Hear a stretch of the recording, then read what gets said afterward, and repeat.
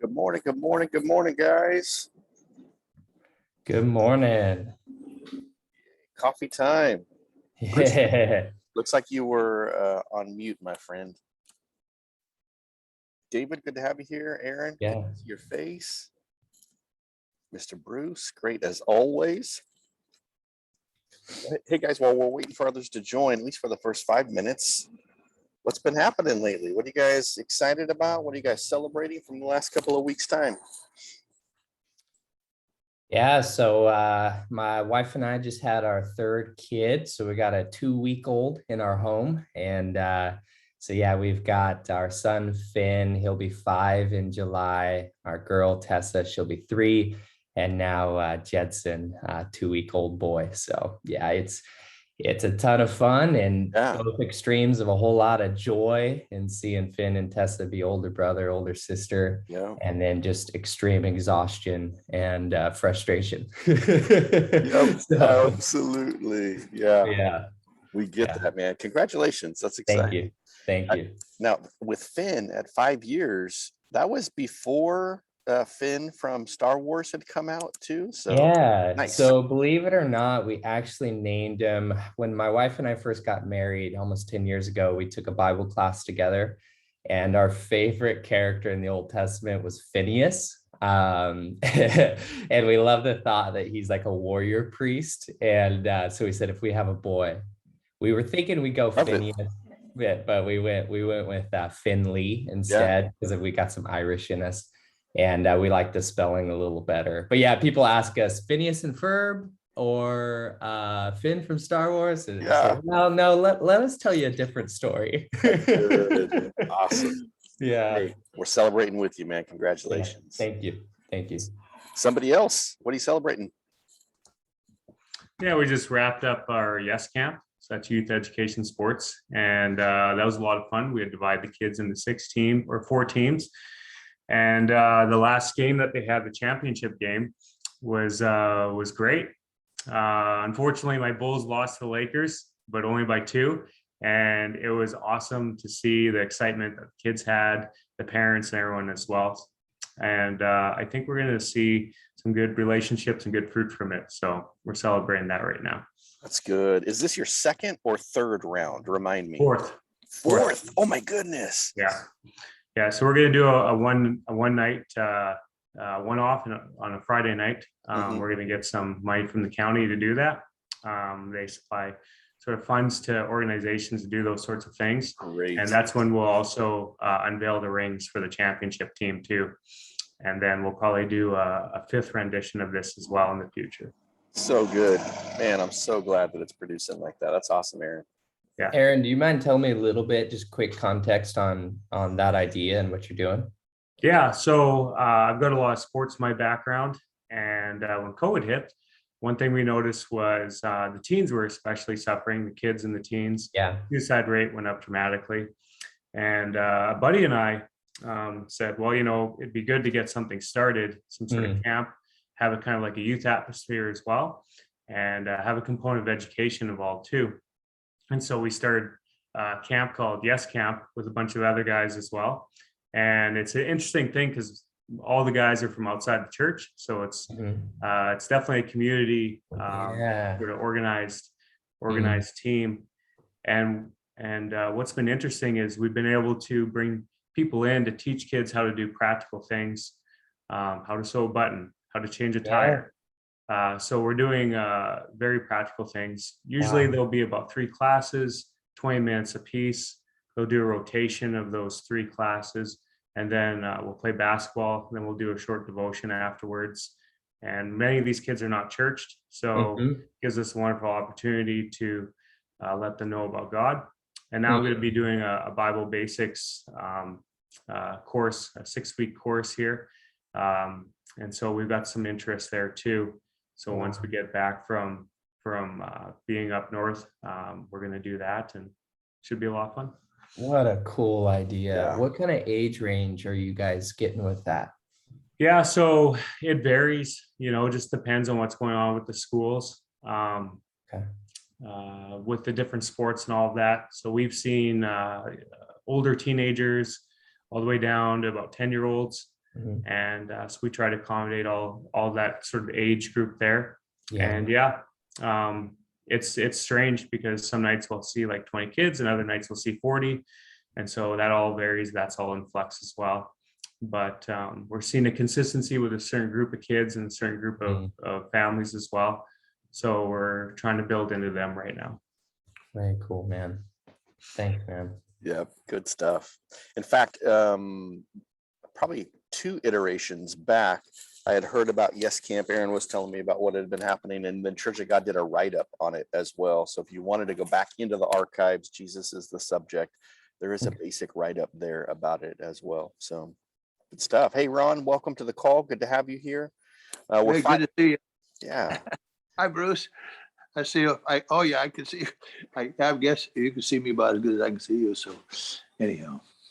Hey, we're 5 minutes in. I want to make sure to give Yes. plenty of time over to Bruce. And so let me just set the stage, give you a little bit of vision where we're going, not just with this one webinar, but also with the series. And so last year we did a webinar series, and mainly they were outside voices. I used a lot of the leverage of guest speakers. And so we had Andrew Chalmers and, just various people from outside of the region. This year I wanted to emphasize voices from inside the region and give our brothers and sisters platforms to be able to talk about areas that either maybe they bring a level of expertise or passion to, so that we can learn from one another. And so first up is going to be our own Bruce Newton. He's going to be sharing about YMI, which is going to be awesome to hear. This has been a labor of love that has been many years and maybe even decades in the dreaming and making.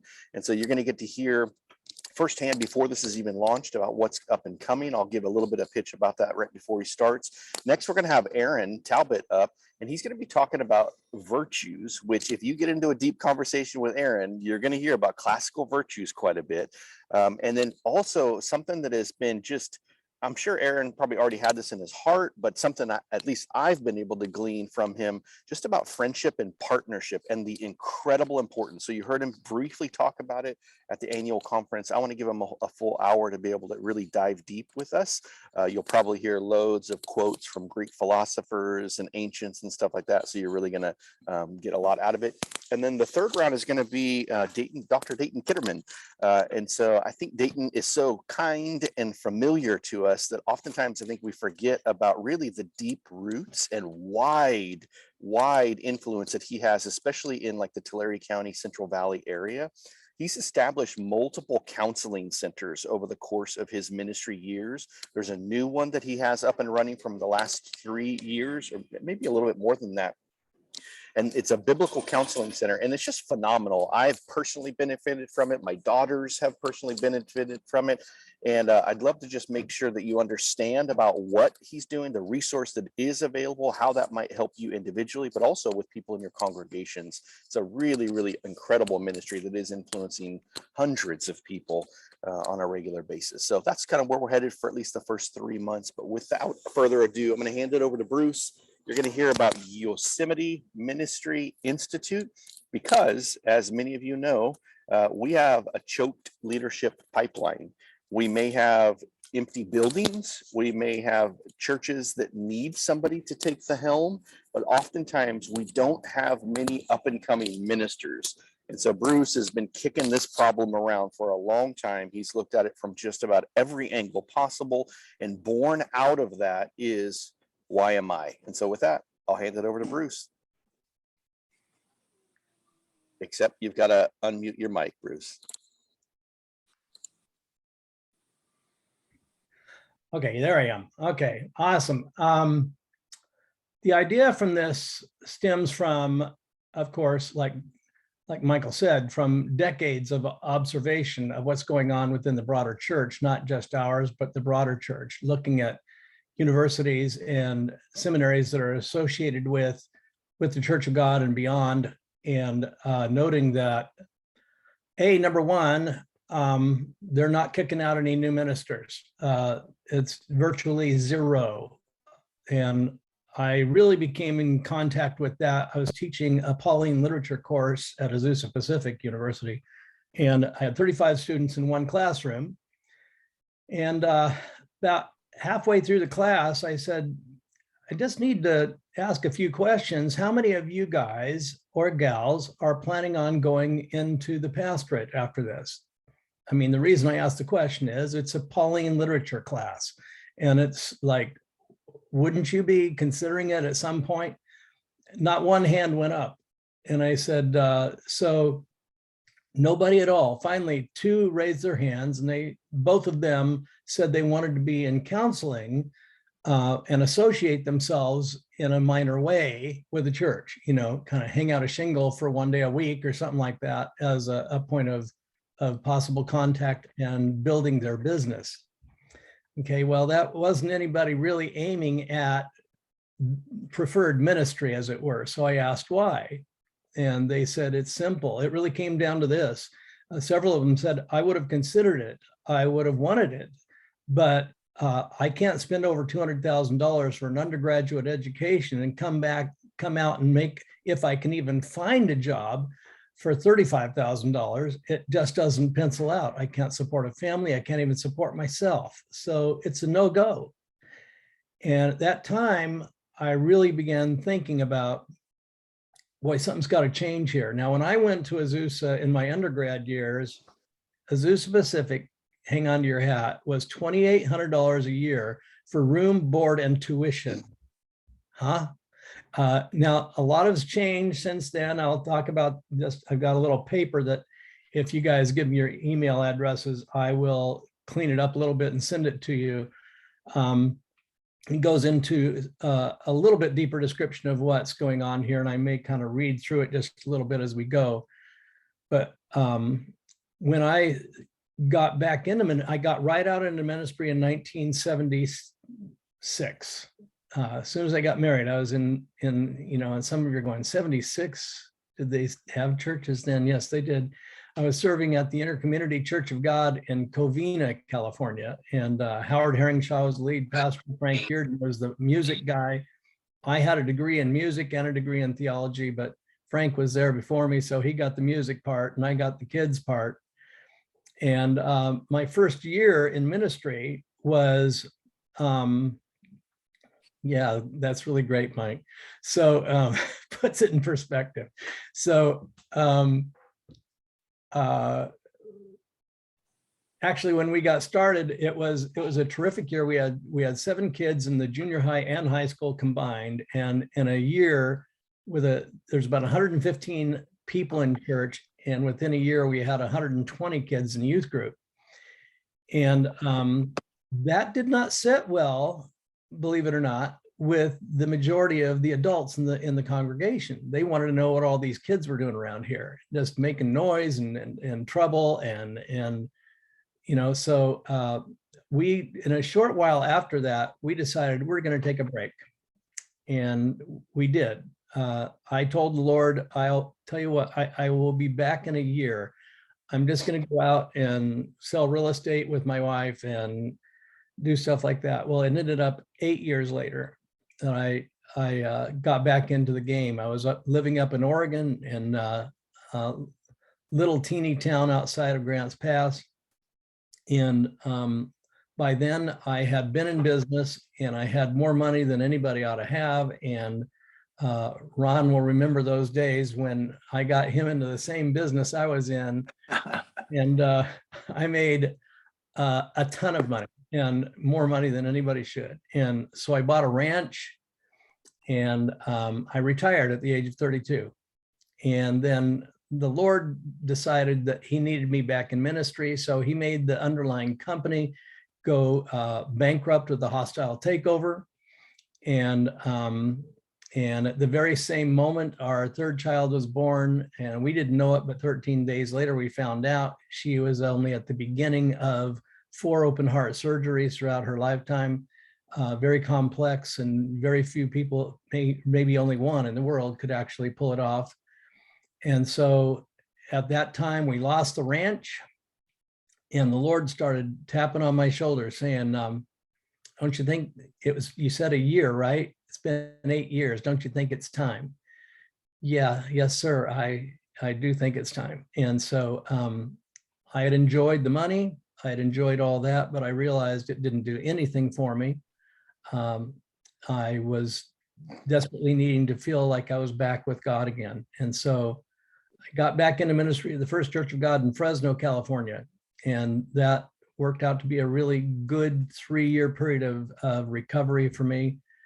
And then I was pulled back into a lead ministry, which I never saw myself doing. That was not my goal in life, to do a lead ministry. But I took the things that I'd learned in business and applied them to church growth, and ended up being a good combination.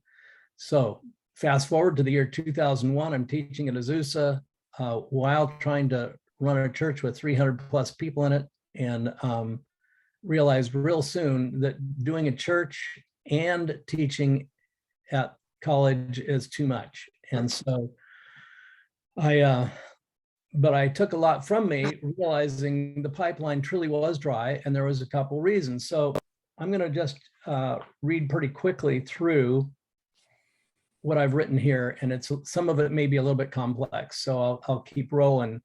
An underlying theme in everything that I have done since being in business is this: if you want to be successful in any enterprise of building an organism, whether it's your body or whether it's your marriage or whether it's IBM or whether it's Apple or whatever it is, the way you continue to be relevant and successful in it is to find a need and fill it. It's quite simple.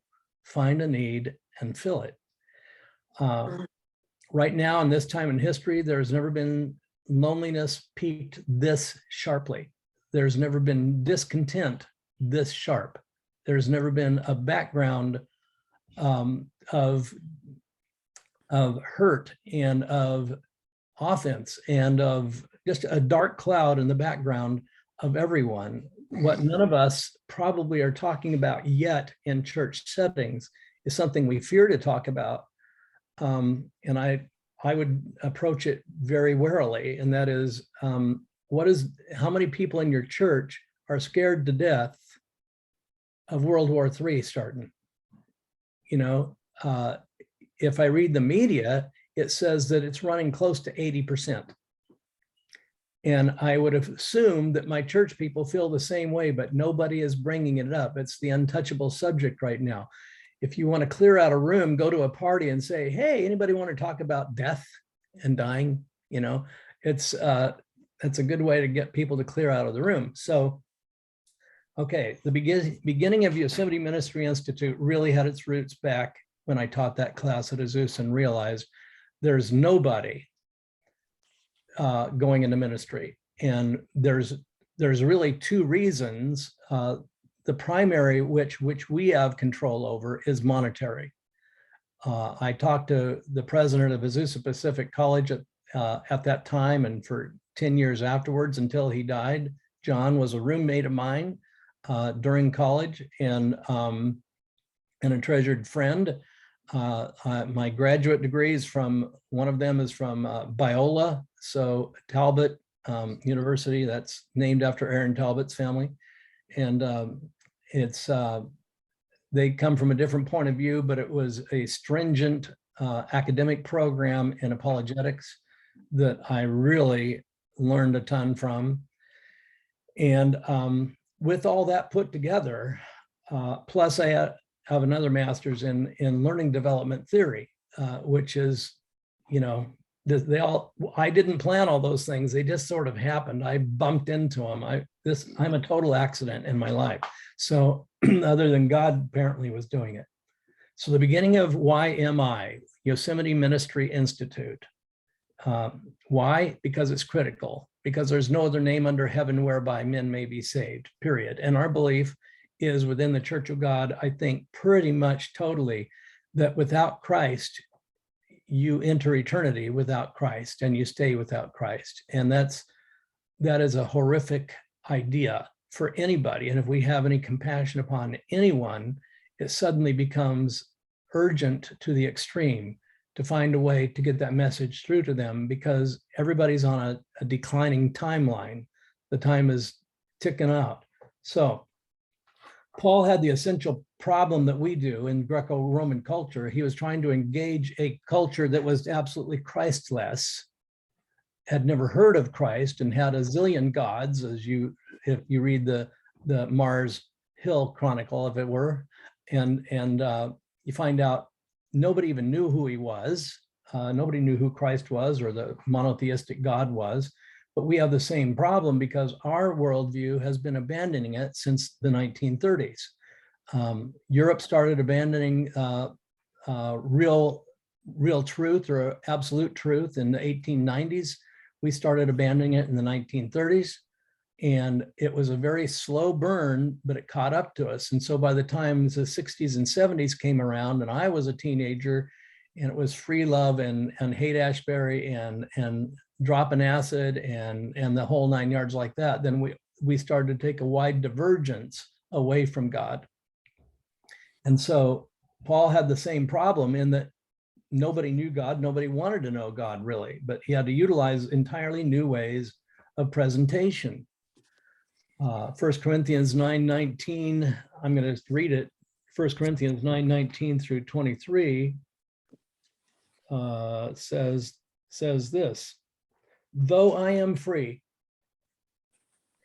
and belong to no man, I make myself a slave to everyone to win as many as possible. To the Jews, I become like a Jew to win the Jews. To those under the law, I become like one under the law, though I myself am not under the law, so as to win those under the law.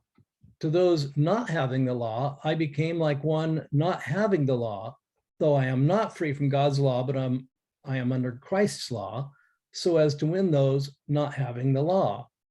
To the weak, I have become weak to win the weak. I have become all things to all men, so that by all possible means I might save some. I do all of this for the sake of the gospel, that I may share in its blessings. Now, to me, that's driven everything we've done through the years as I was serving Sierra Pines. It was, we can't do it like we've ever done it before. We're going to do it completely differently. We're going to do it according to the need of the seeker. What do they need to hear? Find a need and fill it. What do they need to hear? Well, they're lonely, they're despairing, they're angry, they're fighting with their mates. We'll bring up the text later that Jesus is saying, pray for the workers for the field. The fields are white unto harvest. And y'all who are grown up in the Central Valley are familiar with driving by cotton fields, and you see those cotton fields just burst with that white blossom at a certain point. Look at the plant underneath, it's dead. Okay, the plant underneath has died, the cotton boll has just puffed out there. Now, you also know if it rains on cotton, it does great damage. And so ask yourself, you're standing before 3 fields, 10 acres each of cotton, and you got 10 workers, and you don't have a fancy machine. You're just going to go pick this cotton, and rain is coming tomorrow. In one field, there's just a few cotton bolls left. It's kind of bare. In the next field, it's about halfway full, looking much better. In the third field, it's absolutely white. It's bursting everywhere. Rain is coming tomorrow. Where are you putting your people to work first? If you're good at logistics, you're going to put them to work on the third field. You're going to get as much of that into the bag as you possibly can. The field that is white unto harvest in American culture, I have deduced, is between 25 and 35 years old in the adult population, and even more so from the age of about 5 to 18. In the children's population. Over 80% of people that come to Christ come before the age of 18. Not that they don't go out and sow their wild oats and make failures, but they come into contact with Christ.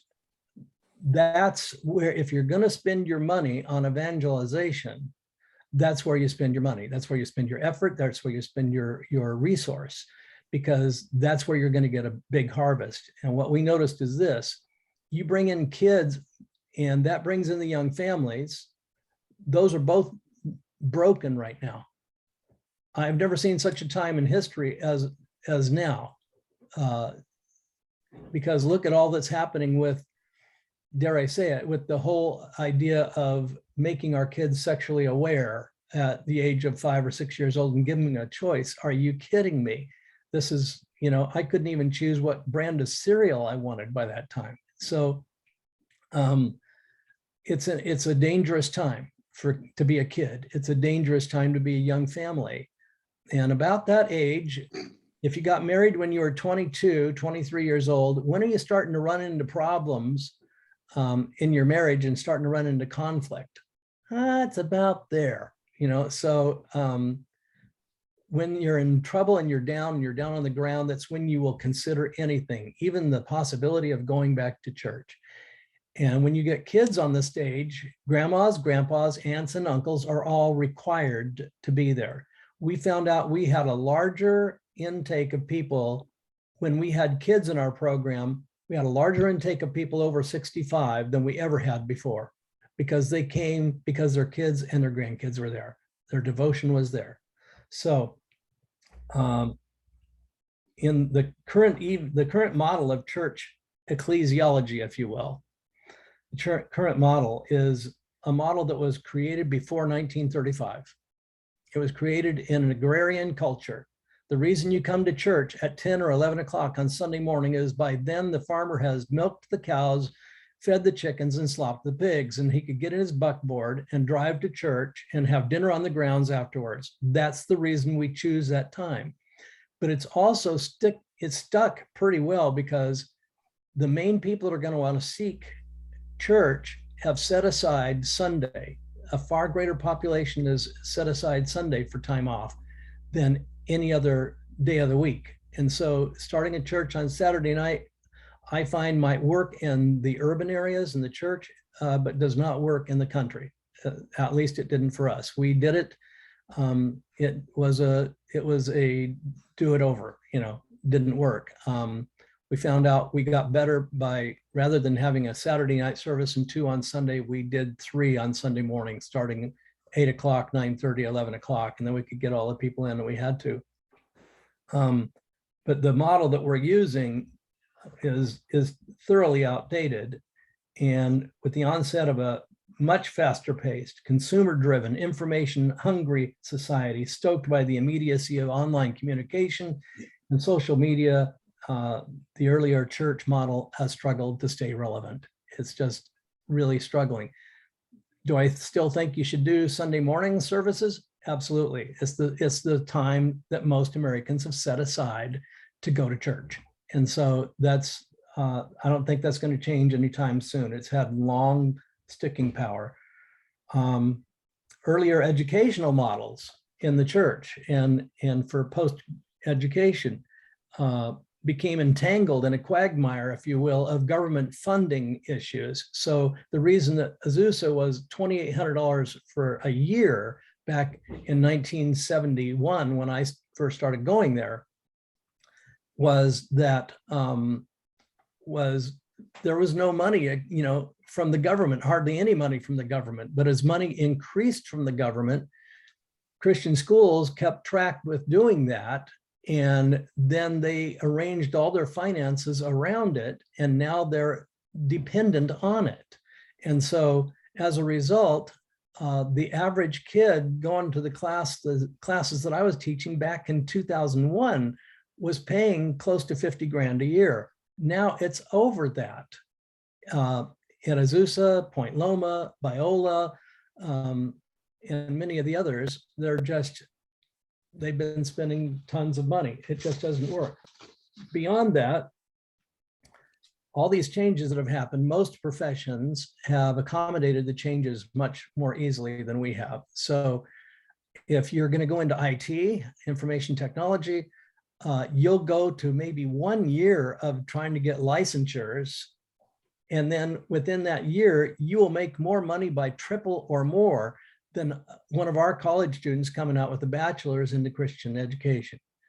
It doesn't work. If I wanted to make $100,000 a year, I'd go into IT and I'd get a Microsoft license and go from there. It's quite simple, and pay, by the way, very little to do that. So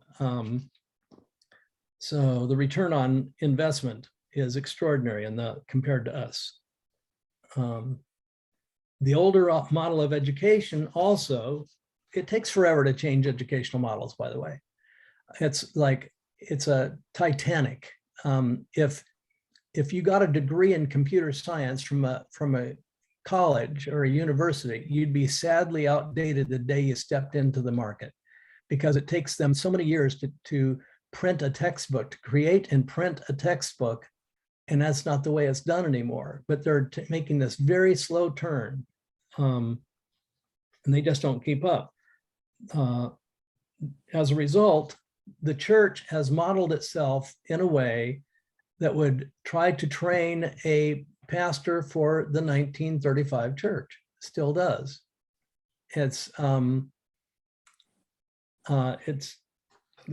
where things are at. In fact, most pastors I talk to, and I ask them, did school train you for what your actual experience has turned out to be?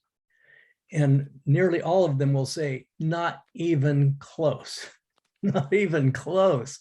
So I determined then that we had to create a model that would be dynamic and changing enough, swift on its feet, to respond to the culture that is happening in front of us right now. Because if we don't do something, I have a very firm prejudice. I believe that the local church is the hope of the world, period. I don't think government can do it. It's absolutely toothless when it comes to this. The government will try to throw money at the drug problem in the US. It doesn't fix anything. 15% of the people that go through drug rehab and government programs actually are successful at it. Close to 85% of people that go through Christian rehab programs are successful with very little recidivism. So it's, the church has it. They have the hope. They are the hope of the world, period. There is, I don't trust any other agency. So, but I'm seeing in pastors' lives that they're depressed, they're defeated, they feel like they don't know how to grapple with what's around them. And within denominations like ours that are fiercely independent, we're not getting much help from each other even, you know, so it's, we've become lone wolves. And if you can't handle it, you're not asking the guy next to you. So that has to change. With the fog of political differences and cultural crossroad landmines, things like human sexuality, those landmines, transsexuality, all those sort of things going on. Black Lives Matter, political, Republican, and all the polemical things that have driven people to the side walls, and people in your church are arguing about it. 85% of the guys in the Baptist movement say they are thoroughly discouraged at what has happened in the last 3 years in the political arena within their churches, that their people aren't even talking to each other. Families are breaking up over Republican versus Democrat. And, you know, I've told my people again and again, the kingdom of God is much bigger than the politics of man. You got to put that aside and determine what's important. So, but what I'm hearing from some of the guys that I talk to is depression, frustration, what I call the Solomon syndrome, vanity of vanities, says the preacher, vanity of vanities, all is vanity. Pointless, pointless, it's all stinking pointless. What's the point? I'm working my rear end off here and I'm trying to create peace amongst people, and everybody's mad at everybody and tired and weary. So the only thing that's constant is change. So we have to reassess, remodel our approach to the culture of today without sacrificing our core tenets, our core beliefs and doctrines. Can we do that? And my answer is yes, we most certainly can. Within the Church of God, I think we have a greater capacity to do it than perhaps any other denomination I'm aware of right now. And I keep in touch with all of them.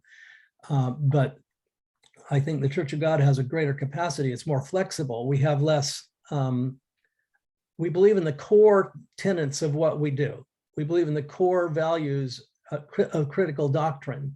We don't get all upset necessarily if somebody comes into our church that believes in pre-trib. Okay. We've got people in our churches at Sierra Pines. I know we've got people, probably 20–30% of people that have a private prayer language. That doesn't disturb us in the least. We just don't let any one particular sect of things take over. And I think that's an important thing. Our attempt with YMI is to establish an outcome-based model of education that is, number one, effective to reach today's audience. Number two, financially viable for anyone who may consider the possibility of ministry. I mean, really viable, as in as close to free as we can possibly make it, because they're not going to make much money when they get out. Okay, they're going to give up a ton of money over their lifetime. It needs to be ongoing. In other words, keep on going no matter what. When you start, you never end in the educational model, because, gang, when I was in real estate, we had to go to continuing education classes all the time.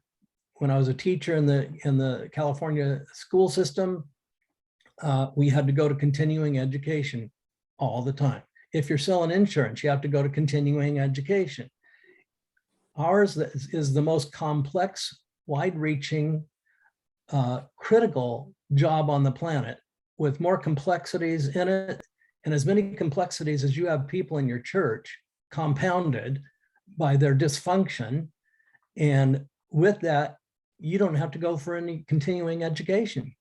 And unless the door is really wide open for you to do so and fun for you to do it, you're probably not going to do it because you already are overwhelmed. So part of our job is to make it fun. So it's to be able to give pastors the tools for success in ministry that will enable both the servant of God to thrive and his or her own congregation to thrive in every possible metric that we can measure.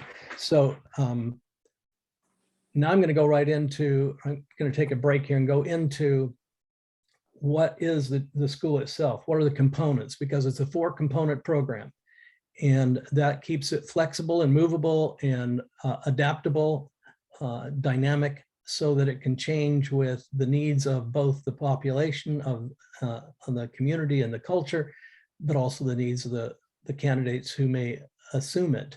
So any questions thus far? I've been just talking my head off here, so. You okay? Could you speak to real quick? I liked your Solomon syndrome phrase. That's great. And then Pastor Michael, I noticed you dropped in there. Ecclesiastes is definitely the text of our day. Just real briefly, I know it's not the main subject of today's conversation, but how would you guys see Ecclesiastes speaking to our era or generation of the church? You know, it's always important, of course, to recognize that Ecclesiastes, you don't want to pull a text out of context with Ecclesiastes, particularly because Solomon was not necessarily at this stage in his life a godly man, but he was a guy that was really able to describe what the culture of today feels. And I think, you know, I use 2 different prophetic utterances in that sense. Solomon, because of his sense of uselessness, he's got more than anybody in the whole world at the time. You know, he is all of his physical desires with an army of women, you know, and he has permission to do so. I mean, every guy's dream. Come on, let's confess. Right. Yeah. And yet it's like, finds out it doesn't do it. It doesn't do it. How many times you thought about my grandma and my grandparents on my dad's side lived on the prairie in Kansas. They lived in a house that was made out of sod, a sod house with dirt floors, and in the Dust Bowl. And there was no microwave. There was no oven inside. There was no bathroom inside. You couldn't go to the store today and get a head of lettuce. Okay, that wasn't even imaginable. You're living on a dirt floor and you go to the market. According to her, when I talked to her, she said we would go to the store about once every 3 or 4 months. And we would get coffee and chocolate and sugar and salt and maybe a few pieces of candy, and everything else was at home. You know, so I asked her, how did she wash her dishes? Get this, with dirt. Okay, you take your steel plate and you buff it off with dirt sand. Their microbiomes were strong. Oh, wow, you know? Yeah, and they so were strong. you know, we have it. We are, Solomon would be jealous of any one of our dwellings. Absolutely. You can go anywhere and take a shower. What's a shower? Yeah. And you know, water just comes out of this thing, and come on. So we're richer than Solomon, and and we found out it doesn't do it for us. We're lonely. Yeah. Existential loneliness is pervasive, you know, just the loneliness that comes from the pure fact that we're existing, and we're separated, and the addition of electronic media has not made it any better. It's in fact, it's exacerbated many of the underlying problems that we have with life and with each other. And so it's not going to get better. And the government isn't going to fix it. It doesn't have any fixes. The damage and the hurt is at the spiritual level. So part of what we even have to deal with is the fact that the modern day student doesn't necessarily believe in a dualistic nature. The modern day student believes we're just meat. Okay. And because we're just meat, we're a three-dimensional period. There is no fourth dimension, fifth dimension. There is no soul. So because of that, we have very little to appeal to in the beginning. We have to first lay the groundwork of proving the fact that there is, in fact, a human soul, and there's logical reasons to assume so. You have to appeal to even quantum mechanics and those sort of avenues in modern day science to prove the point. For instance, we know there's 11 dimensions at minimum. We can only see 3 plus time. That's it. Okay, what's happening in the other dimensions? Every dimension is larger than, yep, he did. I know. I was like, I know this is a tangent, but it captured me, you know. But anyway, it could be another conversation. I know you want to get into your 4 components, but I would love maybe in another conversation to talk about how do we take Ecclesiastes as a springboard to kind of swim in that meaninglessness and springboard into the hope in Christ, right? But anyway, I could talk about that for a while or listen to your guys' thoughts. But anyway, I don't want to keep you from the 4 components. Bottom line, in the preaching mode, your people don't even know they have a need. It's buried. Okay. It's huge, but it's buried. And Ecclesiastes can open that up for them to find out the richest man in the world had needs exactly like mine and was in despair. And this is kind of just lances the wound. Okay, let me go on. Thank you. The model must be able to dynamically adapt with changing cultural audience. So we know going ahead of the time, we don't want to take a model and make it become the locked-in model forever. It has to be somewhat dynamic.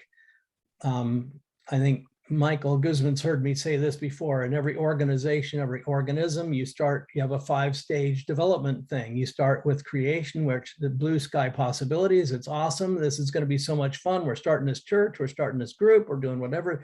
This is going to be awesome. And so if it succeeds, then what happens is we begin to say, well, that's really great. We should keep on doing this. And it gets a reputation. So it moves from creation to a reputation, and people say, that's awesome. Let's write a book about it. Okay. And then the next step is from creation to reputation moves to standardization. So we have to make sure that it all goes like this. This is the way we do it. We've never done it that way before, which is the last 7 words of a dying church. So, but it works that way in any organization. So creation to reputation makes for standardization, which moves to calcification, which moves to mortification. And unless at the top, unless you recreate your process, it's going to go down, which is exactly where we lay a lot of blame on the Church of God because it's who we know. Let me tell you, gang, this is everywhere. Every church movement has that. Even the non-evangelicals, like the main lines, are struggling with this. It's just the main lines have money from a long time ago, which they're still spending. So my niece is a priest in the Episcopalian church, and she makes double what I ever made, and my church was 10 times her size. So it's like, in the Church of God, you're never going to get rich in the Church of God. If you want to get rich, you need to go to the Presbyterian church or the, but then you're gonna struggle with some other problems. So anyway, the first component, there'll be 4 components, each with their purpose fitted to the needs of each individual candidate and or pastor. The first component will be foundational. The historical standard of the broader church has been a 4-year collegiate education, followed by a 2 to 4 year degree in graduate studies sometimes, and for some even going on beyond that. Though there are many that are attracted to that goal, it's become impossible to do. I mean, for me to re-get my education, to reobtain my education right now, it cost me about $600,000. And that's just not going to happen. We have to create a different way to do this. Y'all remember this guy named John Wesley? He went to Oxford in like 2.5 years, starting when he was 16 or 17 years old. He was pastoring by the time he was 19. He was pretty bright, you know. You may remember this other guy, the Prince of Preachers, I think they called him. What was his name again? Come on, people. My brain's old, so come on, Metropolitan Tabernacle, London. I thought it was a professor's pop quiz. Spurgeon? Spurgeon, yes. So Spurgeon is considered by most every seminary to be the Prince of Preachers, the best preacher. And if you have not read his stuff, you may not know, but he is the best there's ever been. And he had a high school education, period. That's it. And yet now we talk about, plus I don't think Peter and all those guys had one either. So anyway, so we have to change the model. They did back then. When Azusa started, they started as the Los Angeles Training School for Christian Workers and Missionaries back in 1900 about. And they were free. If you could come out here and find food to eat, then you could come to school. And from that point on, then they came into the model they are now. And like I say, they're not making pastors anymore, but there's 7,000 people going to that school. And anyway, so the first model will be this. I find our first component, if you will, is to go to find an underlying foundation, a biblical foundation for this whole program. And the biblical foundation, there's 2 that I'm suggesting at the moment. I know there's more out there. I've had some guys go to universities across the US that are, you know, just for a year or 2. Church of God has some that you can go online. There's many that you can go online. But if you're young and unattached, especially YWAM is a good way to go. YWAM has a 9-month intensive school of biblical studies. I've taught in that. Cost is a little bit north of $10,500. It's 9 months long. They have a 3-month long too, but I'd be aiming at the 9-month. It's intense. It's 6 days a week, 13 hours a day. You go through the text 3 times in 3 different models of reception. So I find when these kids come out of this thing, they know the Bible better than you and me. They're incredible. A detractor from the program is that if you want to go to SBS, School of Biblical Studies, it's called, you have to first go to the Discipleship Training School, which is a 6-month thing that runs about $8,500. So altogether, you're looking at better part of $20,000. But you would be done in the space of about 16 months, 15, 16 months, and only cost you 20 grand. People will send you on mission places, your church and different things like that will probably do that. If the SBS student graduates successfully out of that whole program, they get 12 semester units, which they can apply to like their international university in Hawaii, that sort of thing. So the second thing that I'm recommending for probably most of our candidates is, and you may want to write this down, is biblicaltraining.org. Biblicaltraining.org. It's a new thing. It's only been out for like a year and a half. It's incredible. It's an entirely new online resource with an unmatched faculty. If you look at the faculty on this thing, oh man, I mean, it is the dream team of any seminary anywhere in the world. These guys are from everywhere, from every denominational background with their, it just blew my mind. I went to a school with some pretty big names too, but nothing close to this. This has got all the highest and best guys in the model. It's without peer. This education in the model is, and this is how much it costs. It's free, absolutely free. Now, if you want to get credit for it, if you want to be tested in it, not just, it's kind of like an all auditing thing, but they do have tests that they can give you. But if you want that for each class, it's going to cost you $200 to have somebody test you and prove that you did it. You get a certificate to put on the wall. If you actually want a degree with a diploma, they've employed or connected with a small college back east, I forget the name of it, that you can actually go ahead and get a diploma from a college, but that's going to cost you quite a bit. It's not necessarily cheap. So that's an impediment in my mind. Our goal is to act at YMI as the proctor who gives the tests and the testing phases, and all along the way give them certificated proof of their accomplishments as they go through each class. After accomplishing 3 of our 4 component programs, they will graduate with us with a diploma. It would be a non-accredited diploma because I just don't care. I don't think anybody in the church cares.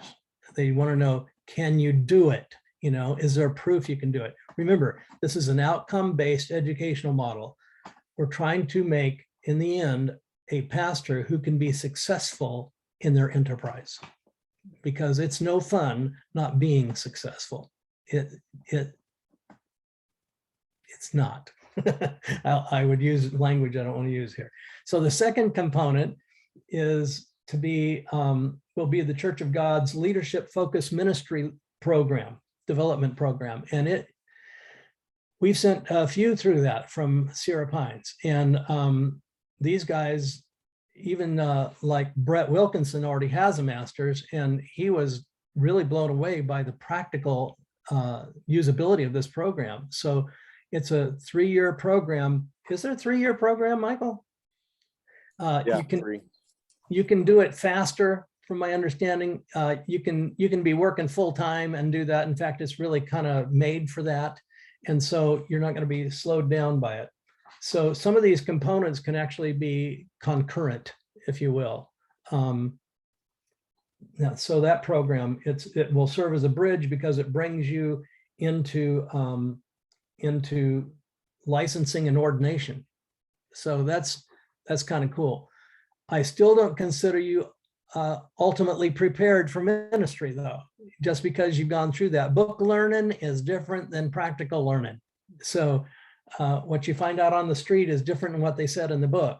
So so we need some practical stuff for that.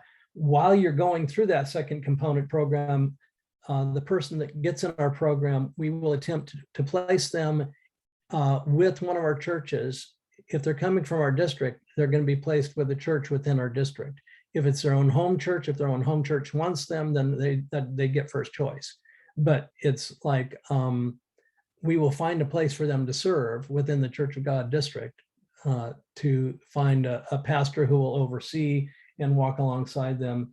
So also what begins within that component program is pit crew. Pit crew has been perhaps the most effective thing that we've done up here. Pit crew is called Pastors in Training. And it means you're going to be preaching in front of a crowd that has in front of them a worksheet and a test sheet that that grades your sermon from beginning to end. Did you have a strong opening? Did you wander all over the place? Did you make good use of comedic enterprise within this thing? Because little note here on the side, I try to get in a joke or a funny about every 3 minutes when I'm preaching. Otherwise, people start zoning out on you. As soon as you have a joke or just a funny line, just one line, funny line, they are all back focused. So that's something we've learned from a long time ago. And the third component will be Yosemite Ministry Institute's in-house training toward a practical, effective ministry candidate, one that can be reasonably expected to. And here's what we're going to expect in the end. We want them to be able to answer the heartfelt questions about life, God, salvation, practical living, successful life that both their parishioners and seekers of God may ask and struggle with from their community. You need a little dabbling in how to handle finances at the family level, little how to handle family discord without getting pulled into it, all those sort of things. So I know Dayton has a counseling background. We'll be pulling him in on some of that. My wife, of course, has a very large, successful practice up here in counseling, and has written books, a lot of them about counseling and stuff like that. Some of them were published by in fact, Warner Press, Church of God, and but her latest books have been published by somebody else, and they've done a whole lot better. So she was actually, her latest book was #1 on Amazon in counseling for about 6 weeks. So that was nice. So that's why I could retire. That's not true, but anyway, if you become an author, just remember to save your lunch money, because that's about all you're going to get. Anyway, number 2, this candidate needs to know in the end how to utilize their church's human resources to most effectively draw the most souls to the kingdom of God. I have done very little evangelization while I've been a pastor. My church has done the evangelization.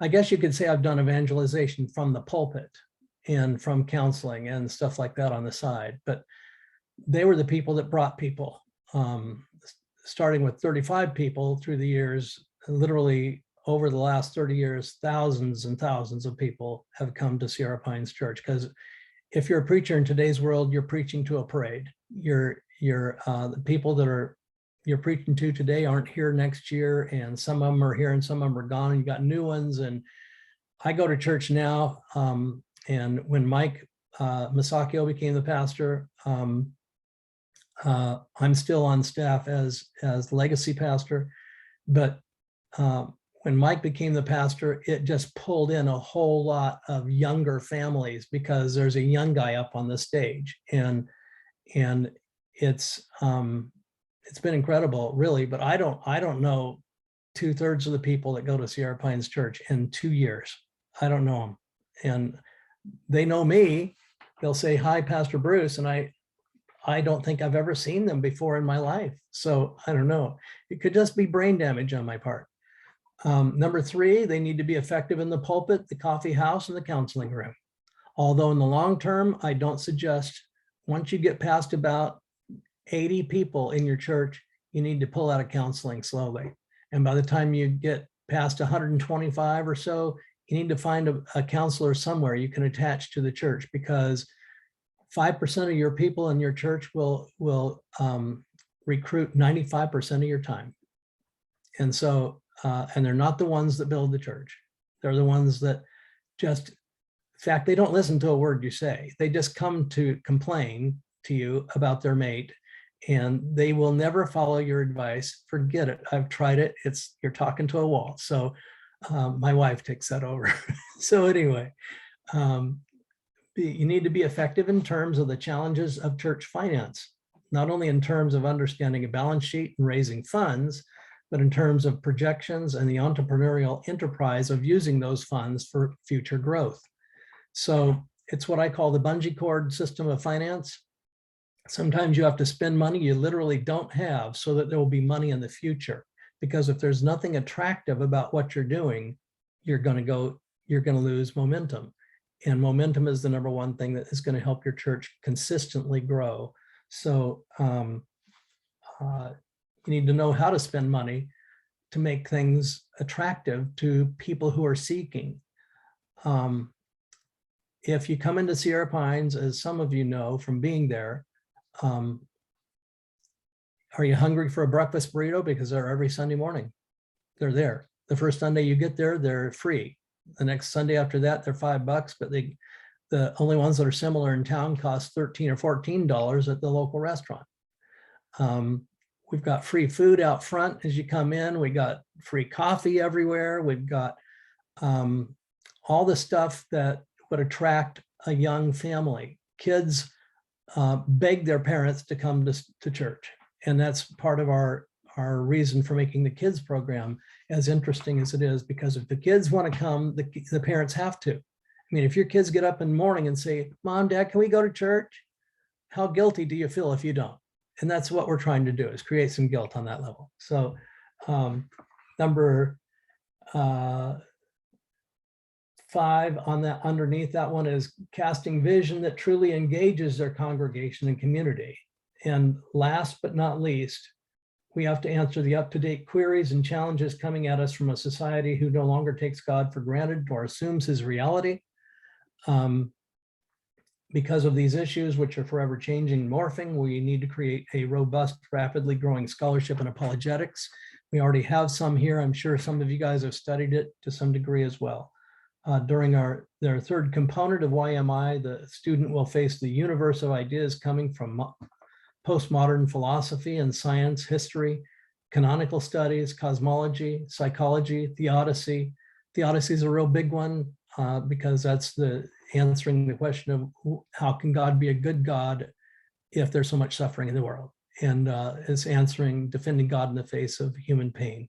So there's a lot more to explore here, but component 4 is a commitment to our continuing education model. So in other words, that 3 times a year, we're going to get together, and the class, if you will actually cover about 3 months period of time to give some flexibility to everyone going through it.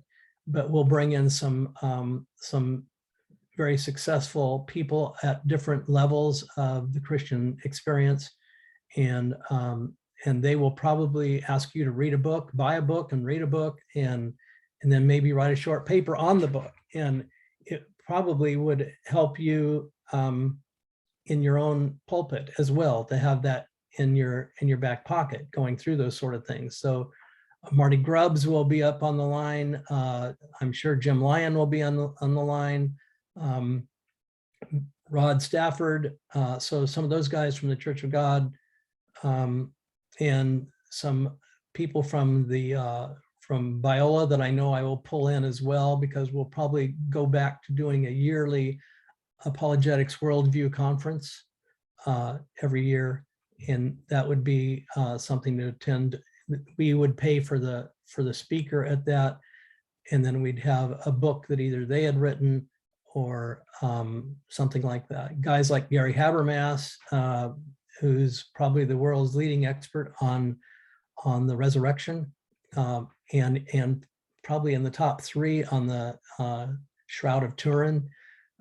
Those are people we'll be pulling in to be guest lecturers once a year. So anyway, that's all I got for right now. I know I went over 3 minutes.